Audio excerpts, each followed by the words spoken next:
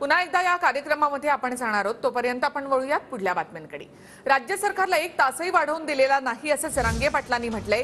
20 जानेवारीपर्यंत शेतीची कामं पूर्ण करण्यासाठी वेळ घेतलेला आहे असं जरांगे पाटील यांनी म्हटलं। तर प्रत्येक जिल्ह्यामध्ये लाखांचे मोर्चे आम्ही काढणार असं प्रकाश शेंडगेंनी म्हटले। ओबीसी नेते प्रकाश शेंडगे यांनी मराठा आंदोलनावर प्रतिक्रिया देताना आक्रमक पवित्रा घेतलाय। मुलगा म्हणतोय मी मराठा समाजाला, तर मला त्यांचा मागचा विचार सुद्धा करणं गरजेचं आहे। मग आता समाजाचा तोटा होत नाही।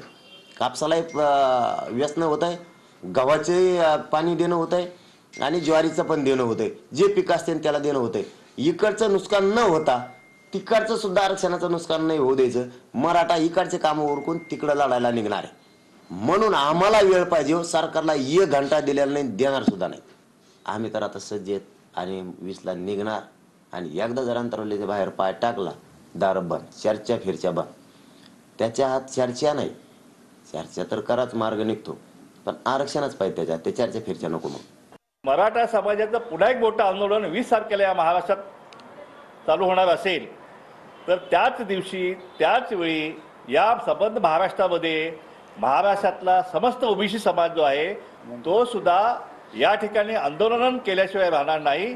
प्रत्येक जिल्ह्यामध्ये लाखांच्या संख्येने जे आहे त्या ठिकाणी ओबीसी समाज जो आहे तो सुद्धा उपोषण, सत्याग्रह, जे काय आंदोलन जे काय आयुध दिलेले आहेत आम्हाला घटनेमध्ये, ते सगळ्यांचा वापर करून शांततेच्या मार्गाने ओबीसीचं सुद्धा आंदोलन जे आहे ते 20 तारखेपासून या महाराष्ट्रामध्ये चालू झालेलं या सरकारला पाहायला